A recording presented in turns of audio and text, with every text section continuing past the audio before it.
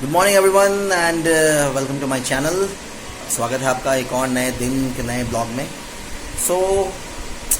सुहाना है मौसम, क्या करें, हर रोज़ का एक ही हाल रहता है। Hello everyone. आज के वीडियो का जो ओपनिंग है वो मैंने कल लिया था, बट कल मैंने कंटिन्यू नहीं किया क्योंकि काफ़ी ज़ोर की बारिश हो रही थी पूरे दिन, और पूरे दिन भर मैंने कुछ किया ही नहीं यार। घर में बस पड़ा रहा, खाया पिया, सो गया, कुछ खास नहीं था। आज वैसे मौसम काफ़ी साफ़ है और इसीलिए मैं थोड़ा अपने, क्योंकि आज 13th डे है, कल 14th डे है, उसके बाद मैं थोड़ा सा घर के आसपास घर के अंदर का वीडियो बनाऊंगा। 15th या 16th डे में मैं आपको अपना पूरा घर दिखाऊंगा। आज मैं थोड़ा निकल रहा हूँ क्योंकि आज मौसम थोड़ा साफ़ है। अपने घर के आमने सामने जो मेरे गार्डन्स है, जिन पे मुझे को आगे चल के काम करना है, टाइम पास करना है, वो मैं आपको दिखाता हूँ। यहाँ छोटी मोटी प्लांटेशन कर रखी है मम्मी पापा ने। ये प्लांट्स थोड़े से सूख रहे हैं मेरे ख्याल से, due to lack of vitamins and all. ये यहाँ पे भी कुछ प्लांट्स हैं।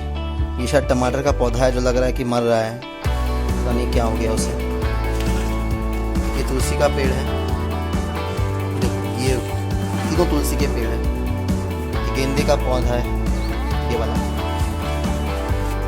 थोड़ा सा मैं साइड की ओर आऊँगा तो यहाँ पे कुछ पौधे लगे हुए हैं। ये सारे फ्लावर पॉट्स हैं जिनमें पौधे लगे हुए हैं, जिनको थोड़ा मेंटेनेंस का ज़रूरत है। यहाँ भी साइड में बहुत सारे पौधे लगे हुए हैं जो पापा मम्मी ने लगाया हुआ है। बट क्योंकि अभी बारिश का सीज़न काफ़ी ज़्यादा हो रहा है तो बहुत से पौधे ख़राब भी हो चुके हैं। नीचे काफ़ी सारा जगह है खाली जहाँ पे प्लांटेशन हम कर सकते हैं। यहाँ कर सकते हैं। यहाँ एक्चुअली हमारा प्लान था मिट्टी खोद के नेचुरल मैन्योर बनाने का। सारा जितने भी बायोडिग्रेडेबल वेस्ट है अपने घर के, सब हम फिलहाल यहाँ पे डाल देते हैं। एक्चुअली मिट्टी खोद के नहीं डाल रहे हैं क्योंकि अभी बारिश का सीज़न है, मिट्टी खोदेंगे तो पानी जमा हो जाएगा, तो इसीलिए हम इनको ऐसे ही डाल देते हैं। सीज़न थोड़ा सा ठीक होगा, उसके बाद हम मिट्टी खोद के इनको डाल के ऊपर मिट्टी डाल देंगे। देन इट विल थोड़ा टाइम के बाद ये नेचुरल मैन्योर बन जाएगा, नेचुरल फर्टिलाइज़र बन जाएगा, क्योंकि ये बायोडिग्रेडेबल वेस्ट है।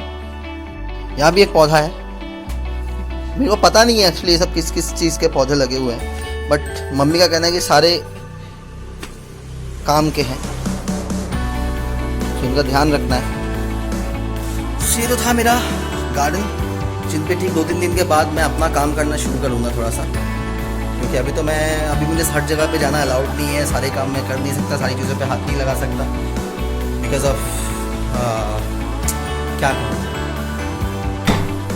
होम क्वारंटाइन की वजह से क्या ही करें। इसकी वजह से मम्मी ने कहा कि यहाँ वहाँ मत जाओ, हर चीज़ को हाथ मत लगाओ, छुओ छाओ मत, अपने घर के अंदर रहो, किसी चीज़ को छुओ मत, नहीं तो फिर उस जगह को भी सैनिटाइज करना पड़ जाएगा। तो इसी खतरे की वजह से I am just in my room only. कल परसों देखते हैं क्या कर सकते हैं। शाम के 6 बज रहे हैं और अभी मेरा नींद खुला है। आज पहले मैं 6 बजे नींद खुला तो फिर 6:30-7 बज जाते हैं, एंड मुझे मम्मी के गाना गाने का आवाज़ आया। देखते हैं मम्मी क्या कर रही है। ओहो, मम्मी यहाँ पे संध्या पूजन कर रही है। अच्छा, एक्चुअली संध्या पूजन हमारे घर में रोज़ होता है, बट क्योंकि मैं शाम को कभी उठता नहीं है तो मैं देख नहीं पाता हूँ। आज मम्मी कर रही है। कल मैंने कोई वीडियो बनाया नहीं था। आज का जो ओपनिंग स्क्रिप्ट है वो मेरा कल का सुबह का स्क्रिप्ट लिया हुआ था, बट देन कल मैंने कुछ शूट नहीं किया था, प्लस कुछ शूट किया भी था तो मैंने फिर इनको एडिटिंग किया नहीं, कुछ डाला नहीं। रीज़न बिहाइंड दैट इज़, कल शाम को बहुत ख़राब एक न्यूज़ आया हुआ था कि त्रिपुरा की अंडर-19 क्रिकेट प्लेयर, जिसने या अंडर-19 2020 में भी अपने स्टेट को रिप्रेजेंट किया था, नाम Ayanti Riang, who is just 16 years old, she committed suicide. And इसी के जैसा कुछ और भी न्यूज़ जो काफ़ी ट्रेंडिंग में है करेंटली, सुसाइड एंड ऑल। ये सब न्यूज़ जब देखता हूँ ना, मुझे खुद लगता है कि व्हाट्स हैपनिंग हियर, मतलब लोग क्यों इस तरह के डिसीजन लेते हैं, क्योंकि टाइम बुरा होता है, लोग फ्रस्ट्रेटेड होते हैं, कुछ करने को नहीं है, कुछ भी सिचुएशन है, but suicide is just not the solution for that friends. मैं सबको यही कहूँगा कि अगर आपके घर में मम्मी पापा है तो आप मम्मी पापा के बारे में सोचो। सबसे पहले कोई भी डिसीजन लेने से पहले सोचो कि आप कुछ स्टेप लोगे तो आपके घर वालों को कैसा लगेगा। आप घर के बड़े हो, चाहे छोटे हो, चाहे कुछ भी हो, एंड उनको कैसा फील होगा अगर आप ऐसा कोई डिसीजन लेते हो। तो कोई भी डिसीजन, इन केस आप किसी से भी नाराज़ हो, कोई भी प्रॉब्लम हो, बात करो। आप घर में किसी से बात करो, या फिर अगर घर वालों से बात नहीं करना चाहते हैं तो किसी ख़ास दोस्त से या फिर कोई ख़ास रिलेटिव भी ऐसा हो सकता है जिससे आप बात कर सकते हो। बातचीत से बहुत से प्रॉब्लम्स का रेजोल्यूशन मिल जाता है फ्रेंड्स, एंड सिर्फ सुसाइड करना ही कोई रास्ता नहीं है। आपने काफ़ी न्यूज़ पढ़ा होगा कि कोई स्कूल टीचर है जो उनको लॉकडाउन के दौरान सैलरी नहीं मिला था। He is based out of Kerala और बैंगलोर आई थिंक। फिर उन्होंने अपने परिवार को चलाने के लिए ईंट ढोना ज़्यादा पसंद किया। Similarly, there are a lot of people who must have gone through the worst kind of situation in this lockdown. अभी मैं भी एक बहुत ही ख़राब फेज़ में चल रहा हूँ। मेरे पास करने के लिए कोई काम नहीं है। मेरा अकेला काम जो था वो पूरा इंडस्ट्री मेरा बर्बाद हो गया है। So just think about how much frustrated I am at this point. मैं भी बहुत ज़्यादा फ्रस्ट्रेटेड हूँ, लेकिन फिर भी किसी भी हाल में ये डिसीजन लेना कि क्या करना है क्या नहीं करना है बहुत ही ख़राब होता है दोस्तों।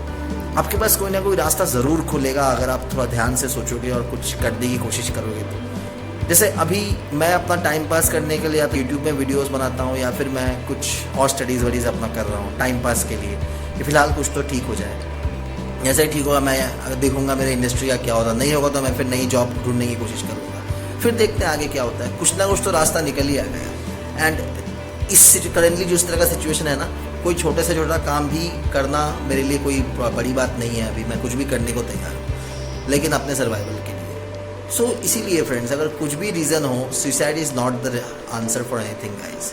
आप सोचो कि क्या कर सकते हो, क्या करना चाहिए, क्या हो रहा है। क्योंकि ये जो करंट सिचुएशन है पूरे देश का एक ही सिचुएशन है, पूरा कंट्री एक ही सिचुएशन से जा रहा है। किसी के पास करने के लिए कोई वर्क नहीं है, किसी के पास कोई बहुत सारे प्रॉब्लम्स हो रहे हैं बहुत लोगों के पास। बट फिर भी अगर हम सब एक साथ मिलकर इस फेज़ को क्रॉस कर जाएं, क्या पता शायद अच्छे दिन भी आ जाए इसके बाद। देखिए बुरे वक्त के बाद ही तो अच्छे वक्त आते हैं ना दोस्तों। अगर हम अच्छे वक्त देख रहे हैं तो बुरे वक्त भी हमारे पास आएंगे ही आएंगे। तो ये सभी जान के रखो दोस्तों, और कुछ लेसन्स लो इन सब बुरे वक्त से। बुरे वक्त बहुत अच्छी सीख आपको देते हैं। कौन आपके सबसे ज़्यादा करीबी है, कौन आपके ज़्यादा फ्रेंड्स हैं, कौन आपकी बातों को सुनता नहीं है, ये भी बहुत मैटर करता है अगर आप बुरे वक्त से गुजर रहे हो तो। सो यही मुझे आप सबसे कहना था मेरे दोस्तों। अगर इस तरह कोई भी मेरे फ्रेंड सर्कल में या किसी में भी अगर इस तरह कोई भी सोच आए तो एक बार आईने के सामने खड़े होकर खुद से पूछो कि मैं ये डिसीजन लूँगा तो मेरे मम्मी पापा पे क्या असर पड़ेगा, मेरे दोस्तों पे क्या असर पड़ेगा, मेरे फ्रेंड सर्कल पे या फिर मेरे भाई बहन पे क्या असर पड़ेगा। तो देखना ये सोच ज़रूर आपके दिमाग से हट जाएगा। So that's all for today everyone, have a great time. And मेरा ये जो व्लॉग का सीरीज़ मैंने शुरू किया है होम क्वारंटाइन से, कल मेरा क्वारंटाइन का आखिरी दिन है। फिर मैं देखता हूँ मैं इस ब्लॉग को चलाता हूँ कि नहीं चलाता हूँ। And thank you very much for liking my videos. अगर आपको पसंद आती है then please do subscribe to my channel and like देते रहिए। कमेंट में बताइए अगर मुझे कुछ एक्स्ट्रा करना हो तो बताइए।